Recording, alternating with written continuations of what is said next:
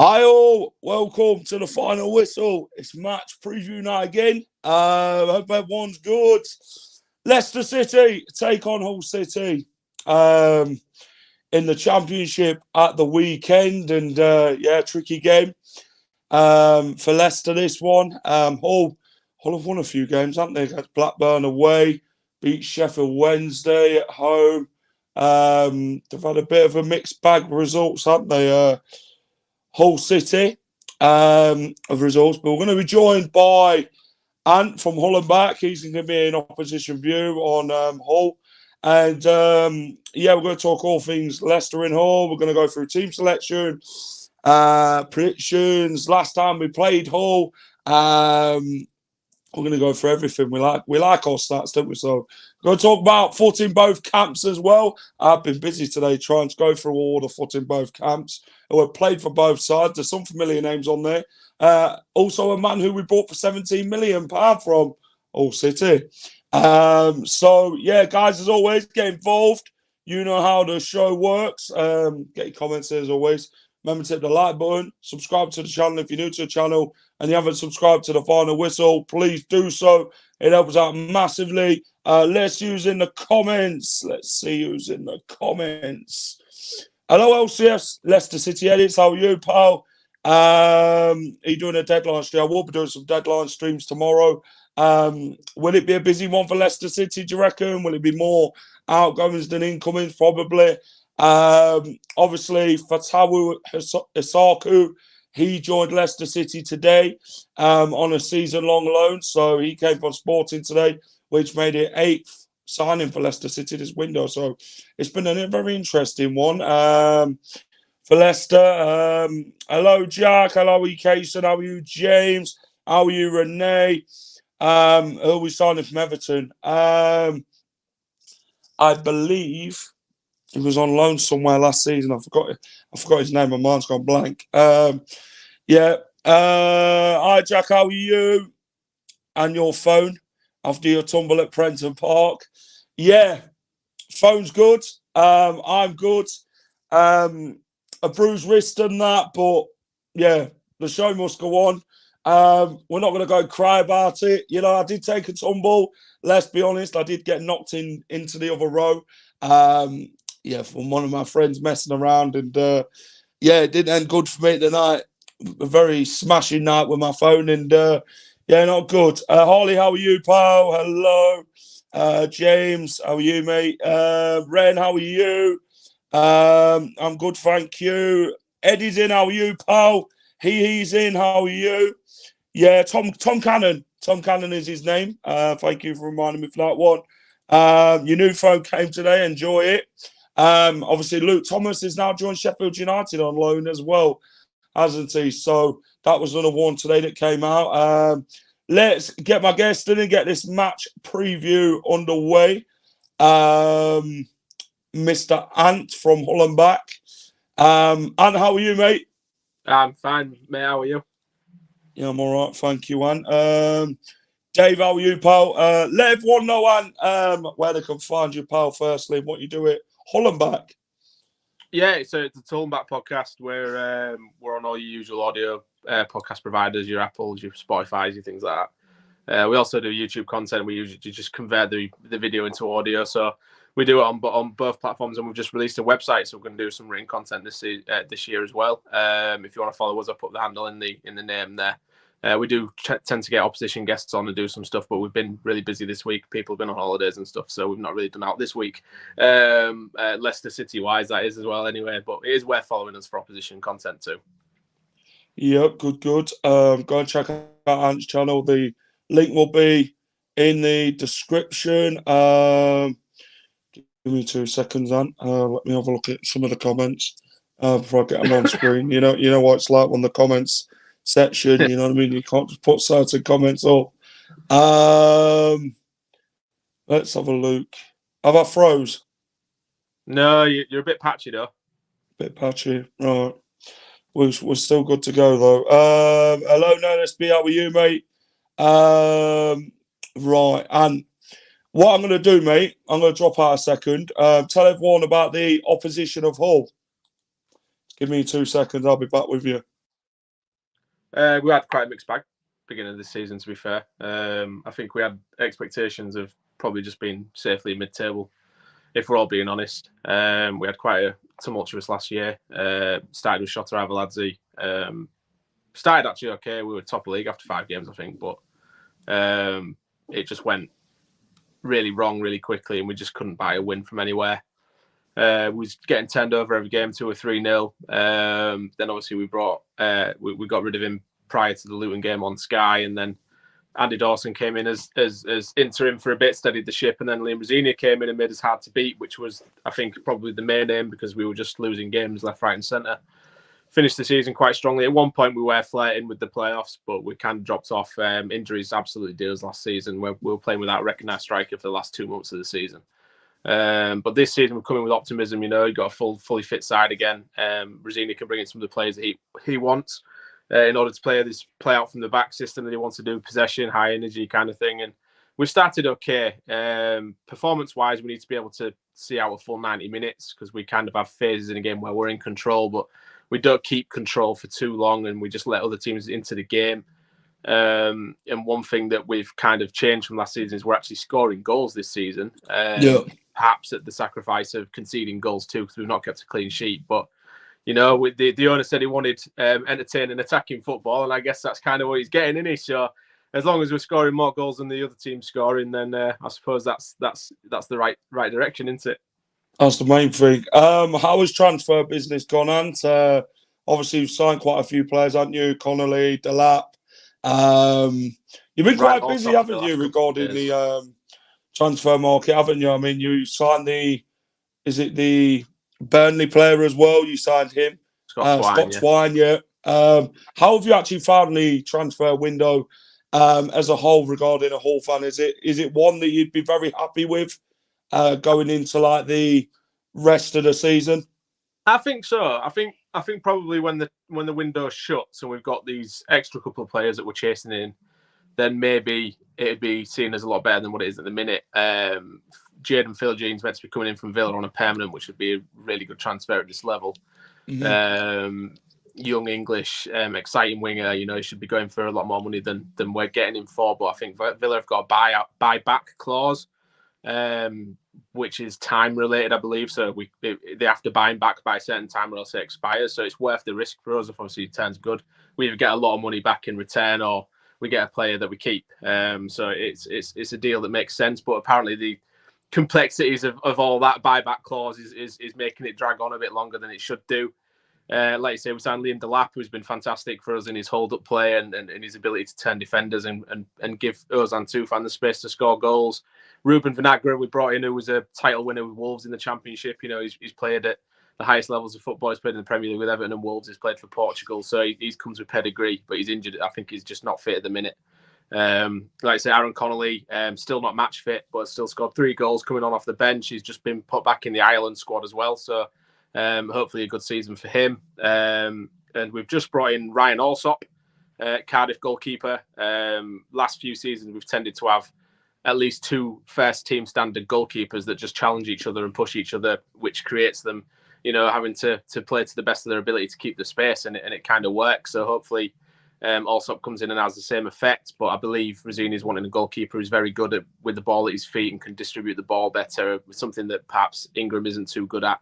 Very good shot stopper, but not very good on the ball. So it's probably why he's brought Alsop in. But yeah, no, it's been a good window. I mean, the main thing was we tied down most of our crucial players like your Regan Slaters, Jacob Greaves, all these kind of players to contracts. And we've kept hold of some of our best players like, Oscar. Jacob Greaves was one who probably could have gone this summer and is surprisingly had been quite quiet regarding teams coming in for him. So we've kept some of our core players but added quality to it. So I think a window overall is probably quite successful from our point of view. Here's one from Malcolm. Who's the danger man? I mean, who do you see as your biggest threat this season? I mean, danger man wise, who as a Hull City player can cause all sorts of problems for the opposition? Who did need to look out for? You see, I get this question every time I go on somebody else's show, and I'll probably give you a different answer every time. It's very tough because we don't really have a standout player. We more or less have multiple players who have the same kind of impact. Yeah. So it all comes down to who's fancying the game on their day. I mean, John Michael Seri shouldn't be at a club like us in the Championship at all. I mean, he on his day can control the midfield from start to finish. He's an absolute conductor. If he can control the game, then we're going to have a lot of positive impact in that match. But at the minute, Ozan Tufan, obviously top scorer in the Championship, I believe. I don't know if he's joint top scorer with 4 goals. Got a hat trick against Sheff Wednesday. He's kind of playing. He's actually a midfielder, but he's playing as like a second striker alongside Delap.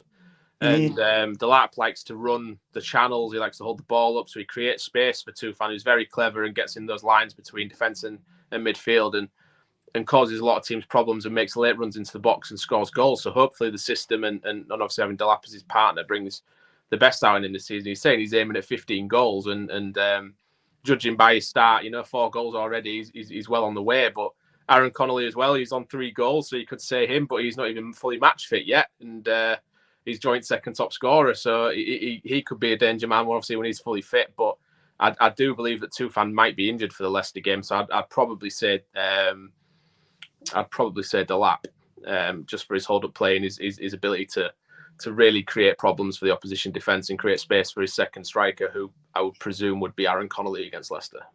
Yep. Get well soon, Madcap pal. Sending the regards. And before we go on to the game, talk to me about Leicester. It's been a busy window for Leicester. They've brought in eight players, haven't they? Who have you been impressed with so far regarding the whole players that Leicester have actually brought in? And what have you actually thought of Enzo Maresca? I think the good thing is, and I was on a show earlier on today, a Yorkshire one, and we were talking about Leicester, and it's an interesting one because I feel like Leicester still aren't as good as they probably could be. I feel like in games they've probably not played as good. They look vulnerable at the back, but there's undoubted quality going forward. And the thing is, when you take that into consideration, the fact that you've still won every game you played in the league, despite perhaps not being anywhere near your best, and players still settling in, and your new manager system and tactics, still bedding in and all that kind of thing.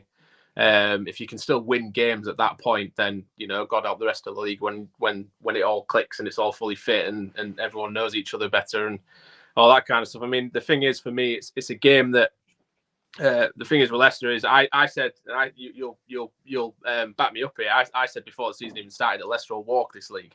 Yeah, you did.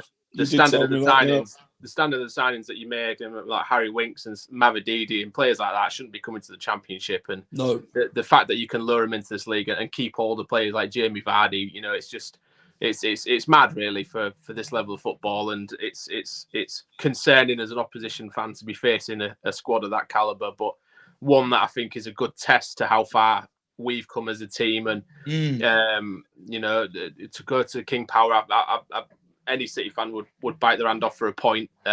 So yeah, we all know it's going to be a tough game, littered with quality, but maybe the chance to try and do a little smash and grab on the break and exploit those little lapses of concentration that Leicester seem to have at the minute.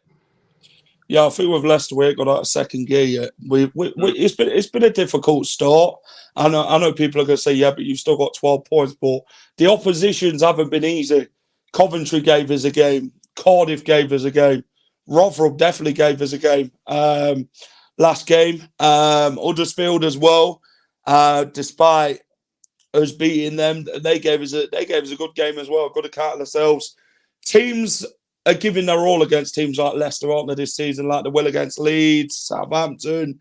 They'll want to prove themselves and improve game by game. I mean, if they can take the positives out of the Leicester games, when we play like Leicester, like Hull, you know, I don't see Hull being an easy game at all. I mean, Hull, watching them against Bristol City, I mean, I know it was a draw, but Hull have got that effect, haven't they, where they can change a game quite numerous of times in the game. They could be on the back foot at times, but still manage to change that and then into attack quite quickly. And I think Hull, like I say, that they'll be another tough opponent for Leicester. I don't see us running away with the league like people seem to suspect us to do so. We spoke about that before the season started.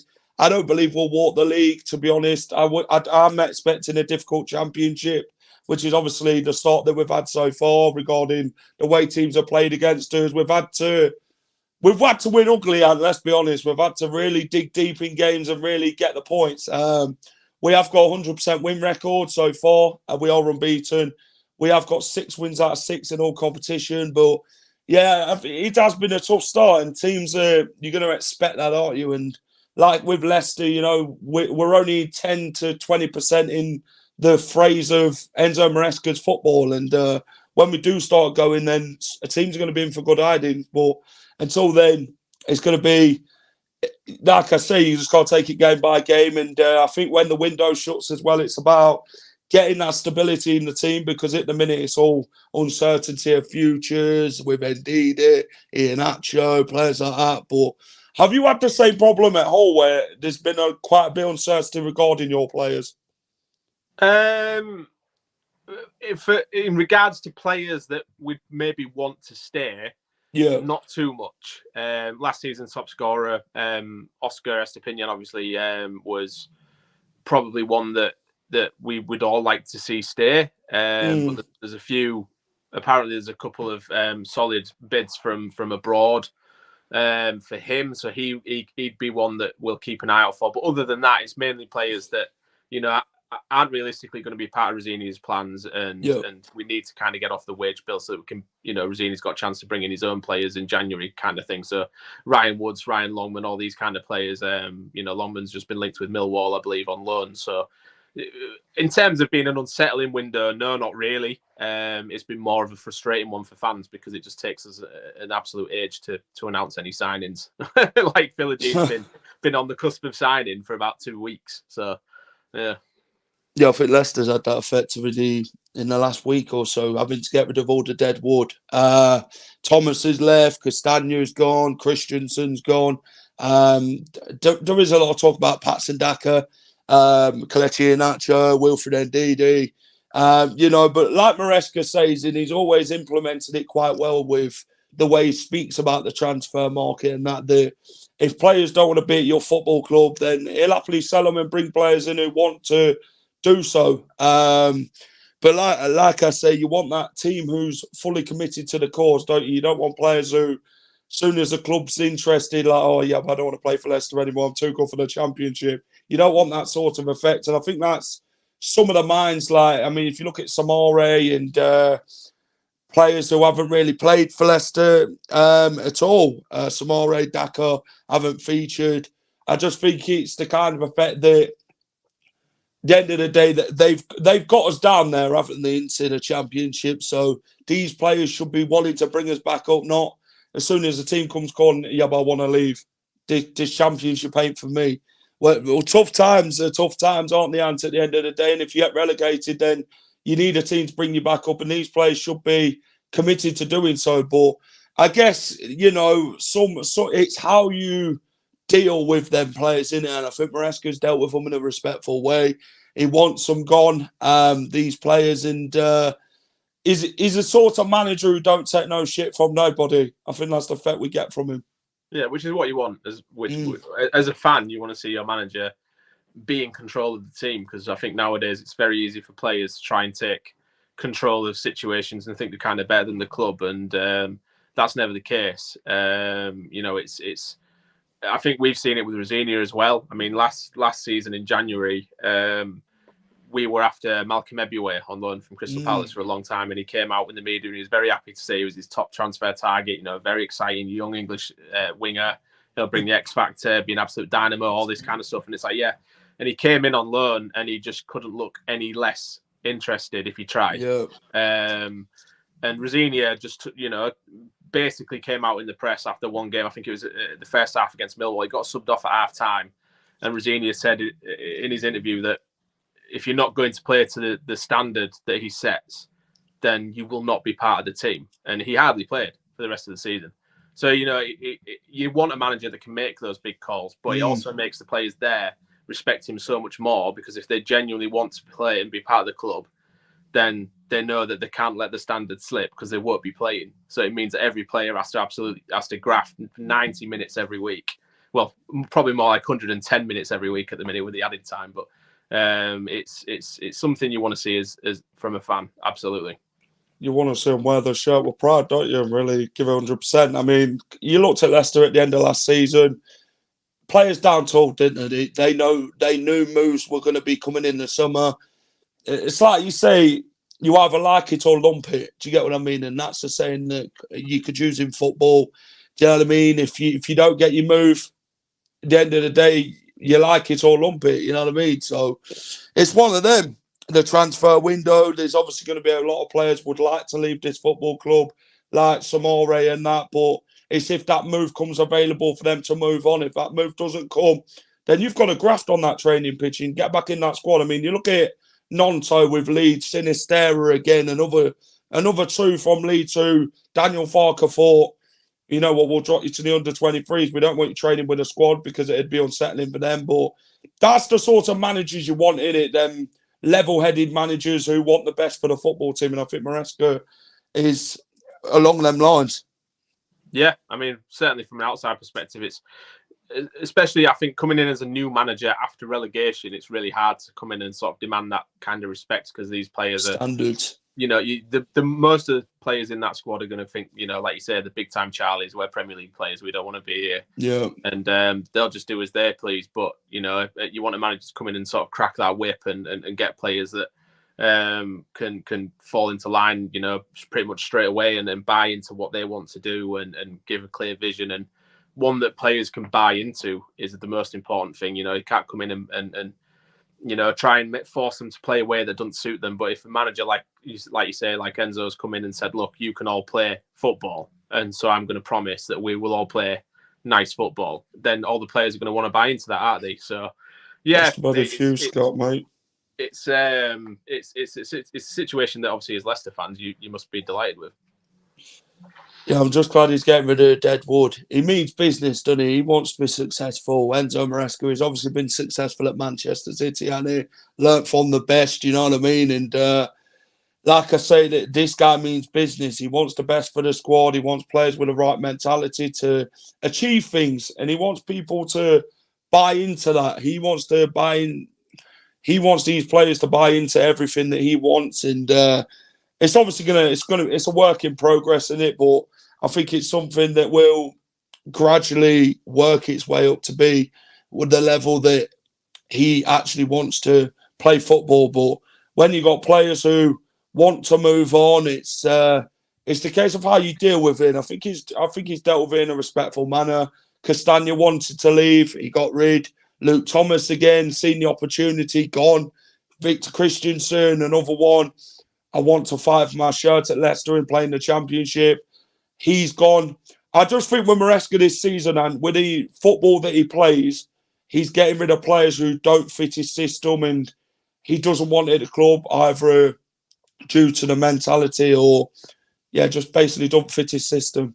Yeah, he's got to have players that he trusts, hasn't he? You've got to look at players and you've got to believe that they want to buy into the system that he wants to play and that will deliver on performances week in, week out, and not, like you said, have their heads turned at the first sight of any other team coming in for him. So, like you've said, he's obviously come in and stamped authority straight away, and I would say the majority of the squad that's playing, from what it looks like, are buying into what he wants to do, and it looks like he's already finding his players that he trusts and thinks can take Leicester back to the Premier League. So, good situation overall for Leicester fans. Bit envious from our perspective, obviously. We'd love to have some of your players, but here we are. Yep. Michael's talking about Patson Daka, willing to give him a chance as long as he's willing to graft. Also think his finishing is atrocious at times. you want players to graft, and this is what you want. You want players who are 100% committed to the cause. And I think Enzo can see players who aren't and players who are. So you can clearly see that in the squad with the players that's actually in the squad and players that aren't. So I think it'll be a busy one tomorrow with the whole players who don't want to be at the football club or don't fit his system will be gone tomorrow. But it's also getting them clubs to buy them. And I think that's something we've struggled with, like with the, like the transfer fee, and that was set a transfer fee, and teams like, yeah, but we don't want to pay that. You know what I mean? They're going on to other targets. But I think Hull will be the toughest test yet. Daka needs a run of 5 to 6 starts, to be fair to Daka. I agree. I think Daka's always been a confidence player. Does he fit Maresca's system? I don't think Maresca thinks that he does, but like I say, if you ever got given the chance, you know what I mean? It's about the opportunity you take it up both hands as a footballer, as long as you're committed to the cause. And let's get on to Leicester versus Hull at the King Power Stadium, Saturday, 3 o'clock. Let's have a look at some stats. Leicester City versus Hull head-to-head. Leicester are first, Hull at 8th. They had played 4. And it should be 4 there, but 4-1. 2 to Hull, draws 1 to Hull, lost 1 to Hull. Leicester got a 100% record. Talk to me about Hull in the start that they've had. Drew to Bristol City, beat Sheffield Wednesday, lost to Norwich, beat Blackburn away. How have you found Hull's start so far? It's been mixed, really. Norwich first game was a tough opener, I think. Probably most of the league underestimated Norwich this season, myself included. Last season they were far below the standards that you expected from a relegated Premier League team. And this season, Wagner's really got them playing in a high intensity, fast, quick, aggressive, attacking style of play, and they're going to score a shed ton of goals. And they played us off the park. I came off that. I watched that game and thought that we played really badly. But with hindsight now, after playing 4 games, Norwich are just a really good team. Yeah. We were unlucky to come away with a point for a bad refereeing decision. But overall, the performance Norwich deserved it. They could have had 5 or 6 before half time. Very good performance against Sheffield Wednesday. They scored with their only 2 shots on target all game, which was just lapses of concentration at the back, which is frustrating. But absolutely played them off the park. Blackburn was a solid performance where we were pretty much in control for the vast majority of the game. They went down to 10 men, went 1-0 up, which was very frustrating, but we came back 1-2-1. And then Bristol City was a frustrating one because we started the game so well in the first 20 minutes, then let them back into the game, and they kind of had the better of the middle section of it, and then we finished stronger. So that comes back to that comment I made about us. I wish that we can see games out better where we can control larger portions of the game, because when we play our stuff, we really look good. But one little tense mistake or one chance for the opposition, and we kind of get into our own heads, I think, and it lets the other team into the game and lets them take control. So, but I mean, realistically, we've got quite a young team, so a lot of that's going to come with a bit more experience in obviously as they get older and more championship games under the belt. But we've got seasoned players in there like Seri, like I say, who's been there, done it before. So it's just about getting that consistency now for 90 minutes gaming every single week. And but like I said, there's goals in us, but there's also quite a leaky back door in defence, so it could be a high scoring game. Leicester, like I say, 100% record at the minute. Not got into the Maresca style of football as of yet. We are 10 to 20% there, so it's still early days, but we'll click at some point, and when we do, we will be beating teams quite comfortably, I reckon. It's been a good start for us. We have had to dig deep and, like I say, win ugly at times. It has been a tough start for Leicester regarding the way teams have approached us and that. And I expect nothing less from the Championship. I always knew it was going to be difficult, but it's how you grind out the results, and I think that's the confidence building within the players as well. The confidence builds game by game, and that trust is there as well with Maresca. But like I say, we've had to grind out results. I mean, if you look at the Rotherham game last game, then Rotherham really gave it their all, but just think with Leicester, when they bring the bench players on, it's that quality in it, and all teams have ran as ragged and that, haven't they? But it's then the energy levels that come into play where Leicester take advantage because teams have tired themselves out. And I think that's something that Rotherham did last weekend. They gave it their all. They did cause us quite a bit of a threat in the game. But, you know, their energy levels came into play. Leicester took advantage, scored, and it was game over. And I think that's something we've done quite well, haven't we? Obviously, teams have had chances against us where you could say should have scored. Like Coventry's had a few one-on-ones against us. Cardiff had one-on-ones as well. But I just think it's missed chances for them teams.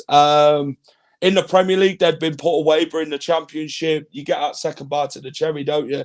But you got to take your chances. But like I say, grinding our results is the main thing. The confidence levels are there. 4 wins from 4 in the Championship, and you can't ask for any better start than that. Can anyone clarify if the academy players we don't have take up? No, I don't think they do. I think it all depends on the age as well. If they're over a certain age or below. And we're going to look at the Championship head-to-head between both sides. Played 12 times in the Championship. Hull and Leicester have always had good games, especially in the days when you lot had bloody Robert Corrin and that, but we're not going to get into none of that. I played 12. Leicester have won 5. You lot have won 4. It's a quite tasty stat, this one. It's very close. 3 draws as well. If you had to pick a memorable game between the two sides, which one would it be? I'm going to straight away go back to that Robert Corrin game. You've brought it up, so I've got to, haven't I? It's just the circumstances around that game, wasn't it? It was obviously Nigel Pearson was our gaffer at the time, and Leicester wanted him to come back, and I think it would have had less animosity from us if he'd have just, sort of not played it down as much as he did. He came out in the media and was like absolutely adamant that there was nothing in it, like he wasn't going to go, like why would he go? He was building something special here with a group of young players, and then literally like I think 3 days later he was gone, and then Leicester was our second game. I think it was obviously at the KC as well, and we were absolutely dire at home under Pearson. Like the football was dreadful. I think we had the worst home record in the league or something like that. And there was the "we're not boring anymore" chant because he'd gone. And then obviously he came back to the KC with Leicester, and I think Leicester were trying to buy Corrin from memory. Yes, we was. We did. And, obviously, Corrin we got turned down a few times. Yeah, I think Nick Barmby said something like I think £1 million. I think they bid. Don't even buy these left boot or something like that. But obviously, Corrin popping up in what was it, the 89th minute with a winner against the former manager against a team that was after him. It was perfect. I loved it. Great game. He was a great player. One of the memorable games for me was at your lot's stadium. Riyad Mahrez scoring the only goal of the game. That was a game where it had a lot riding on it for Leicester. It was the season where we just came up and we beat Man United at 5-3, and then we went on this drowsy run of not winning games, and then we came to Hall and nicked it 1-0, and it was a good away day, that, to be fair. We like to do that to teams that are on losing streaks. And then, I think there were one back in 2017 where we beat you 3-1. Did Kluka score for you in that game? There was another, actually, where, do you remember the game, obviously the first game of the season after Leicester won the league? Yes. And did Snodgrass score for you, lot? Yeah, he did, and then Abel Diamande with a double bicycle kick. Yeah, I remember it. And you don't have to remember me about the awards in that game. Beat the existing champions in Premier League history.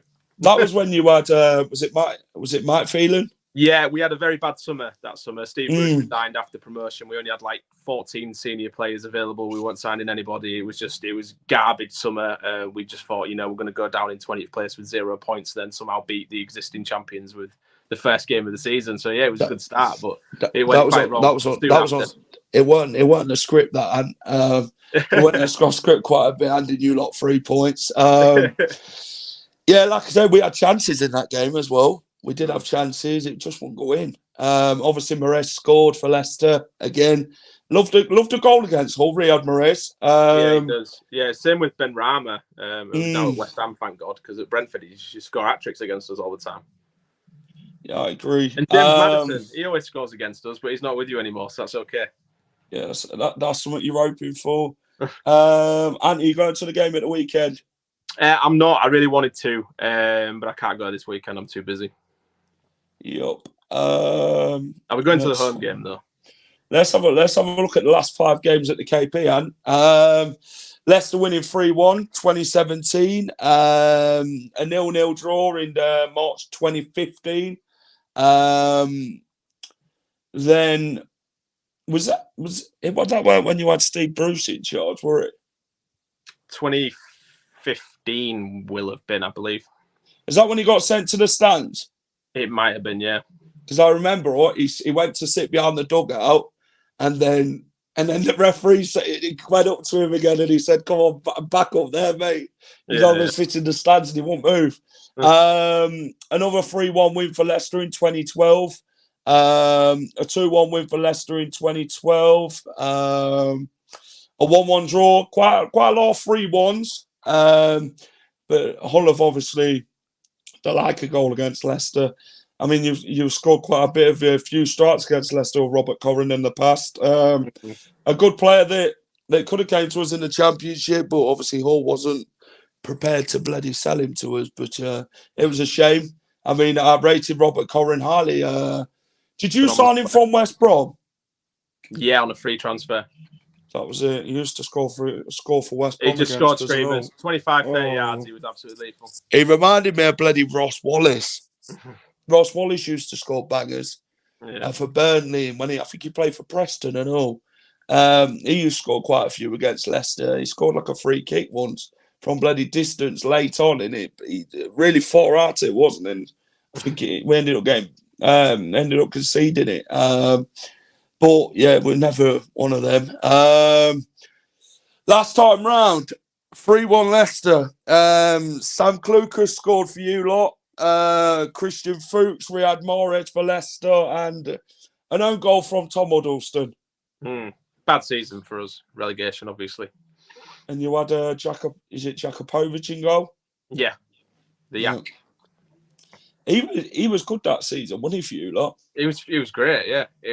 He went from one of the worst goalkeepers we'd ever had, and then somehow just returned one season and just learned how to be a goalkeeper, and he was fantastic. Didn't he have a blinder against bloody Arsenal at the Emirates? Yeah. I went to that game as well in the cup. 0-0 away at the Emirates. He made a save. He made a worldy save, and then they put the reaction up on the Emirates screens, and you can just see him stood there going, because he looks back at it himself. Bloody hell. And we're going to go into foot in both camps, mate. If you can also think about any players who have played for Hull and Leicester, let me know. Here they are. We're going to start with Jack Hobbs. Won League One with Leicester, did well in the Championship, a good centre-off for the Foxes. Won what Nigel Pearson brought in. We're on loan at Liverpool in League One, but then we signed him permanent. Good centre-off, Jack Hobbs, for Leicester. What was your thoughts on Jack Hobbs? He was with us at a rebuilding stage. Obviously with Pearson as well. Obviously came to us following our first relegation from the Premier League back in 2010. And Hobbs was playing alongside James Chester, who we brought in from Man United. So, and he was young at the time. And you know what? I used to give him stick back then. I didn't like him. I used to say he defended like a spider on roller skates. But he was great in the air, and he on the ball he was just absolutely terrible. And if a defender ran at him, he just seemed to fall backwards. But at that stage of where we were and being close to going out of existence because of money issues and all that kind of thing, he served us well. He did a job. We consolidated in the Championship. We could have been much worse. We could have carried on falling down the leagues, but luckily we recruited quite well. I mean, that's one positive I'll give Pearson is, we brought in some good players that summer to really build and give a solid base to what would eventually be the promotion team under Steve Bruce. So, Hobbsy was a good defender, but I don't think he'll be looked back at too fondly from City fans, to be honest. Yep, Eldin Jakupovic. Leicester signed him for £2.5 million from Hull City. Would you believe? That was Yes. that was after the season. He had a fantastic. He looked good against Arsenal, I think it was. Yeah, Leicester made the bid for him, accepted. A good goalkeeper for Hull, but yeah, he only got really a handful of games for Leicester. He did play in a five. I think it was a 5-4 game. I think it was against Spurs at Wembley. Which I remember fondly. Iheanacho scoring a banger. Yeah, it was a high scoring game, that one. Spurs did beat us though. At Wembley, I think it was about 5-4. Yeah. Jakubovic didn't really play much for Leicester, to be fair. Handful of games, but what was your initial thoughts on Eldin's time at home? I think you'll find he's quite Marmite with the City fan base. Half, including me, absolutely loved him, but the other half just think he was overrated and wasn't too brilliant. But to be fair, he was. If you look back at his City career, I think it was Barnby that brought him in, and he came in and he every single time he played, there was a mistake. He couldn't catch the ball. He'd fall into his own net. It was terrible. And like I said, just 1 year, he just was amazing. Like I think we started playing him in the cup, and he had a couple of good performances, and then he got into the side for the league, and he just was undroppable from that point. He just had such a good season. And then obviously you guys came in and he went, but it was a confusing one because we knew he was going to Leicester to not be number one, so it would have made more sense to stay here and be number one in the Championship. I know we'd gone down, and like you say, you know what players are like when you get relegated, but he was never really a Premier League standard player. He just had one good season, so it was quite bizarre that he just decided to jump ship and accept a career being an understudy. But he's probably on bigger wages, so I think if someone offered me a few thousand more to just sit on a bench somewhere, I'd probably do it. I think you would. Yeah, so he's doing bloody Danny Ward's job. Yeah. The next one is Callum Elder. Came through Leicester's academy. Obviously, went on loan a few times, did a right at some clubs. He went on loan too. How did he get on at Hull? He was he was part of the team that won our first league title in 55 years in League One a few years ago.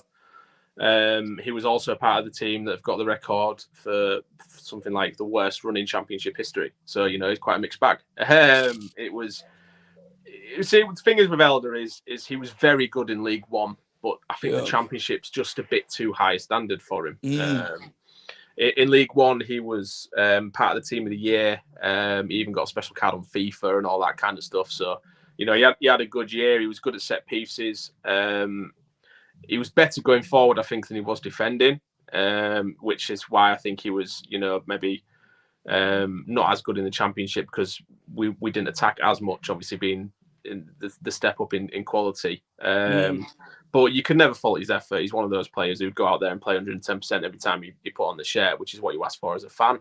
He was just a bit of a liability in the defensive sense, and unfortunately for us going forwards, that wasn't something that was gonna swim with Rosinia. And as soon as he came in, we played Jacob Greaves, who was a centre back and left back, over him, which sort of tells the story. And then first chance he got, obviously we released him. So he's gone to Derby now, I believe, in League One. So he's found his standard. Good servant, like I say. He was part of the title-winning squad, which was a very good season, and he played really well that year. But in terms of his Championship performances, perhaps not quite up to standard. Yeah, Nigel Pearson. Here's one that I want to talk to you about. Mr. Nigel Pearson, one of Leicester's most successful managers to ever manage the club in 2 spells. Won League One with Leicester, won the Championship, got the Great Escape as well. He was also known for his sticking his hands around Mr. When we played Crystal Palace, I forget MacArthur at the time. Yeah, Mr. Ostrich Gate himself. Mr. Nigel Pearson was a character. Let's put it that way. He's like Marmite. You either love him or hate him. But he don't give a toss. He'd always moan about the officials and all. And I think one game where he was like, I think he was on about Mike Dean. he said, "Oh, why should I go and talk to him? He's the most arrogant bloke I've ever Yeah. met." Do you know what I mean? And I think that was after Tottenham Hotspur. But Nigel Pearson were a character. Love Big Nige.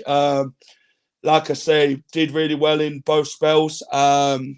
His manager, and yeah, the Great Escape season was where it ended for Big Nige at Leicester. Like I say, very fond memories of Nigel Pearson. Love the guy, and so does the fan base. But yeah, he's now with Bristol City, isn't he? But how did he go on in Hull? Obviously, he went to Hull from Leicester, didn't he? I think we replaced Nigel Pearson with Paulo Sousa. I think Sousa was obviously the owners made change. I think it was after the player. Was it after Leicester had finished in the playoffs against Cardiff? I think it was 2010 season. I think you had him in 2010, didn't you, Nigel Pearson from Leicester? We brought him in after we got relegated in the 2009-10 Premier League season. So he was in charge for the 2010-11. That was his first year. How did he get on at Hull? Obviously, you had a mixed bag of thoughts about Mr. Nigel Pearson. Boring football, you said. You would probably get a different answer from every single City fan that you ask. I think the thing is that what I've learned to come now with hindsight, when you look back at it, I mean, this is 13 years ago now. Yeah. I respect the job he did. He came in and he had a squad that couldn't spend money. We were on the verge of going out of business. We'd just been relegated from the Premier League because we spent stupid money on stupid players like Jimmy Bullard. And it's just, he had to rebuild with his hands tied financially, and he did a really good job. The standard of football at the time was dire. It was horrible to watch.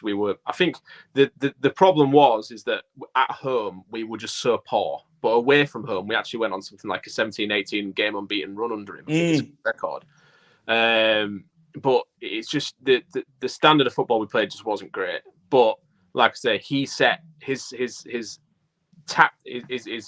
ability to find a player in the transfer market was great. I don't know if it's gone any better or worse as it's gone on, but back then he found crucial players for us that would go on to be, history makers under the Steve Bruce reign. Getting to FA Cup finals, players like that, James Chester, Paul McShane, not McShane, sorry, James Chester, Jack Hobbs, Corey Evans, Robbie Brady, Matty Fryer, all these players that he brought in that were, crucial to keeping us afloat in the Championship and then getting us to the Premier League and keeping us in there.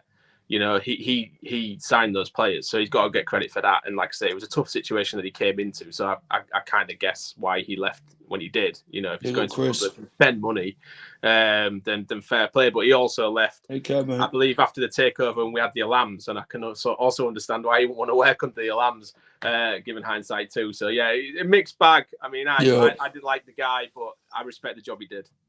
Very old school manager. Yeah, won't want to mess with Big Nige, the media, didn't he? Absolutely hated. You would listen to his post-match interviews, and he just sounds like he wanted to be anywhere else but there, and it was really frustrating as a fan because you wanted to know, obviously, what was going on, but he just hated it. Some bloke called him a bully, and he won't have none of it. Do you know what I mean? You're talking to Nigel Pearson there, mate. You're not talking to any other managers. He's the kind of guy who'll have a house in the middle of nowhere with no neighbours for about 10 miles. Yeah, I love him, man. He does a lot, doesn't he? Pearson. Funny. He has done a lot in football. Like I say, you can see his strict side to him. Players don't want to get on the wrong side of him. Obviously, Matt Mills did. Ben Marshall did. And he got rid of them. Won't have none of it. Jermaine Beckford, he won't have none of him either. But like I say, when I spoke to Big Nige, we had a right good chat about football, me and Nigel. It was after a win at Bournemouth. I think it was an away game. I spoke to him and we had a chat for about a good 15 minutes. Like I said, like he says, football comes under a lot of stress, and when with the results and that, you don't really want to go into the media afterwards after you've lost the game, do you? Because you're still hot-headed from that point of the defeat, aren't you? And if the referees have annoyed you and stuff like that, then he's one of them who speak up about the referees and that. But he's always had a character, and he's always in the heart of all Leicester City fans, and one of the most successful managers in our history, Big Nige, and you can't thank him enough for what he did. He did cater to quite a few playoff semi-finals. Obviously, they didn't go well, but promotions and the Great Escape, and that's what you can ask for. And he did really well in that. The next one I'm going to move on to, and is Harry Maguire. We call him the fridge. That's what he's named as to Leicester fans. £17 million from Hull City. I think Craig Shakespeare signed him. A good defender all round for the Foxes. He obviously built a partnership with Johnny Evans. He scored a late winner at Southampton away when Leicester went 10 men. Harry Maguire was good for Leicester. Very good, very dominating defender. I think we had him when he was right young from Hull. Did really well for both sides, to be fair. But then we ended up selling him for £80 million to Man United, which it looks like I've had the pants down, doesn't it? Since what's happened since we sold him there. But Harry Maguire, an all-round good defender for Leicester. We got obviously the money for him, which you won't really turn down, and you want the best fee for him. An England international hasn't worked out for him at Man United. But how did he get on at Hull before he came to Leicester? And what was your actual thoughts on Harry Maguire? Because you had Andy Robertson as well, didn't you? Yeah, we did. Maguire was one of those players who came in. We actually signed him on the same day as Andy Robertson. It was like one of the best double transfers ever when you look back at it. But he always came with promise, and that he was going to be, a very good defender in the future, one that will potentially play for England, all this kind of stuff. He'd played a lot of games for Sheffield United at a young age. We brought him in as a Premier League team, and at the time we had Curtis Davis, Michael Dawson, players like that, so he didn't really get a look in.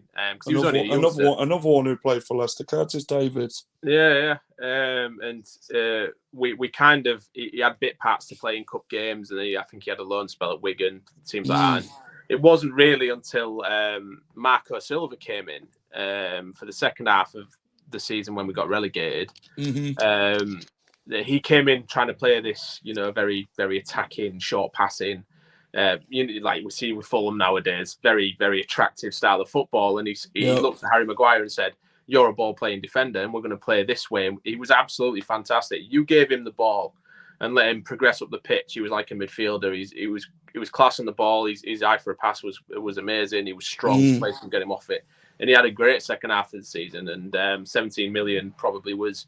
I think at the time, a lot of City fans were quite mad it wasn't more. The thing is with Maguire and how it went so wrong at Man United is because you've got to play. He's not fast. So you've got to play, like what we did and like what Leicester did, a deeper back four so that players can't get in behind him. And you've got to have somebody cover him when he makes the run. But at Man United, a big club like Man United, they play a really high line. So he's exposed all the time. It works for England because we've got fast players that cover for him. Do you know what I mean? So it's no coincidence that the only fans that got how bad to say about him is Man United fans. But I believe our transfer fee actually had a 10% sell-on clause as well. So when you sold him to Man United for 80 million, we got 8 million of it. So we technically got 25 mil or something like that for him overall, which isn't too bad. But yeah, we didn't see enough of him in a City shirt, I don't think. You guys probably got him in his prime, and he's kind of dipped since then, obviously, because of circumstances at Man United. Yeah, agreed. The next one is Matty Fryer. Fans' favourite at Leicester. I love Matty Fryer at Leicester. A lot of the fans did. Goal scorer, poacher. Him and Steve Harwood. What a partnership. You know what I mean? That big man, small man scenario, and them two scored goals between them. Like, you could say them two was one of the best partnerships to ever play in the Championship.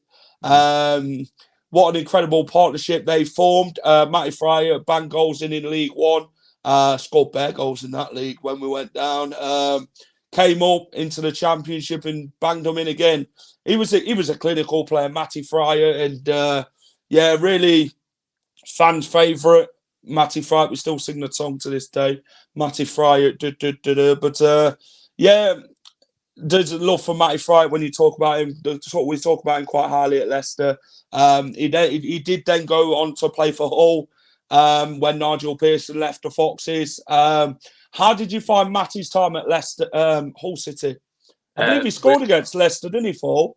Yeah, he did. Against Leicester. He was a class player. Absolutely class player. I mean, if we'd have had him the season we went up in second when Cardiff won the league, if we'd have had him, because he got the thing is with Fry is we look back with frustration because he was so good when he joined us. Like I say, he joined us in Pearson's first year, but in January. So I think he scored 7 or 8 from January to the end of the season. So we knew we'd signed this good forward. Next season, he scored 16, I believe, in a side that barely created any chances. So, if you can score 16 goals on a poor side of the Championship, you're a goal scorer. And then the season after, he got a season-long injury. And we didn't really have any strikers in the squad. And we only finished a few points behind Cardiff in second. And I think it was like a record low points total for the top 2 teams. Like, it was a really poor league that season. I think it was like 70-odd points in the top 2. If we'd have had Fry at fit, I think for the season, we'd have won the league, hands down. Because even if we'd have scored 15 goals, we'd have probably made that difference between us and Cardiff and more. And then because of that year-long injury, we ended up getting promoted to the Premier League. He didn't really get much of a look in because when you get to Premier League, you start buying new players. We got new strikers and stuff like that. And he kind of got drifted out a bit. But the fans still always wanted him to play. You know what I mean? Like, especially in the FA Cup run that we had all the way to the final, he was phenomenal. He was scoring in every round, I think. And then when he didn't start the semi-final against Sheffield United, everyone was like, "What the hell's going on?" And then he came on at halftime and scored straight away. And it was like, "Well, there you go. What are we doing?" But yeah, no, class player. One that probably should have even achieved more than he did here. But definitely a striker that we all look back on with fondness. Class player. Yeah, I agree. And we're going to go on to team selection, mate. Team selection's the next one. We're going to start with you for this one, mate. What's your 11 to play Leicester? I believe Tufan's injured, so it'd be slightly different than what I would normally say. I think it's probably going to be Ingram in goal. I don't think he'll chuck Allsop in straight away. The back four will be Louis Coyle, Alfie Jones, Sean McLaughlin, Jacob Greaves. The midfield will be Regan Slater, John Michael Seri. On the wings will be Twine and Adama Traore. But they kind of cut in and come central. It's more like a 4-2-2. And then up top it'll be Delap and I would guess at Connolly. I don't know who's going to play alongside Delap in Tufan's absence if he is injured. Okay. Let me have a look at Leicester. What have I gone for?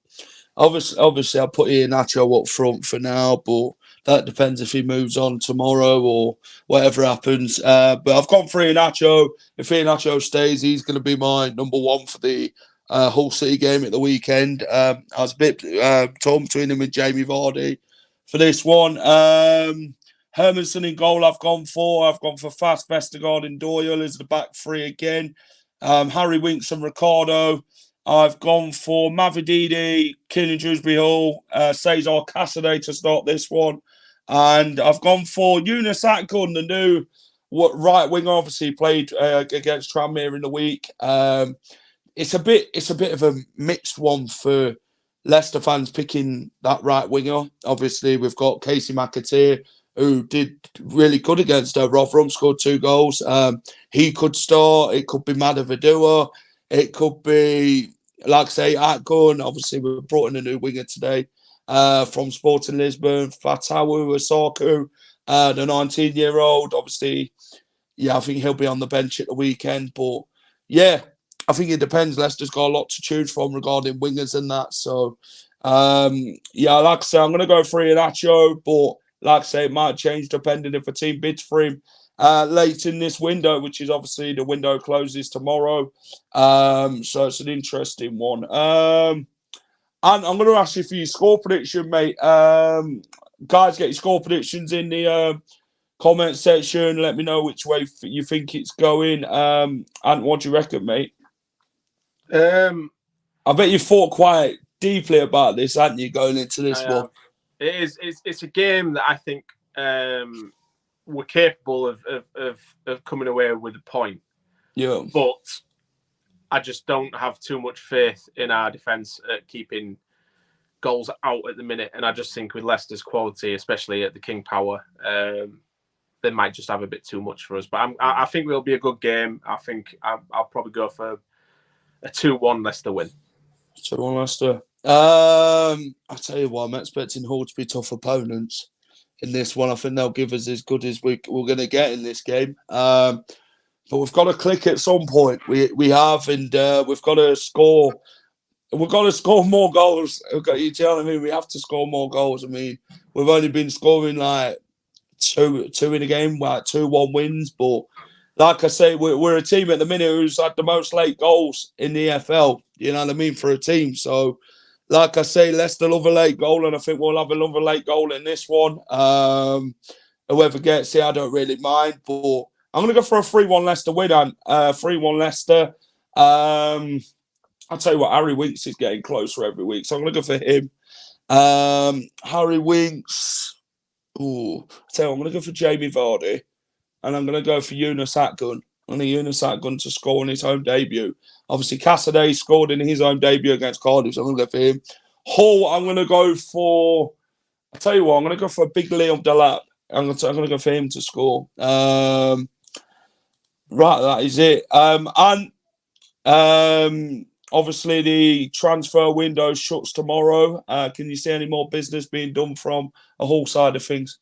We've got a couple of irons in the fire, I believe. Philogene should be announced tomorrow. I don't think Keenan Davis is going to come. Looks like he's off to Udinese instead.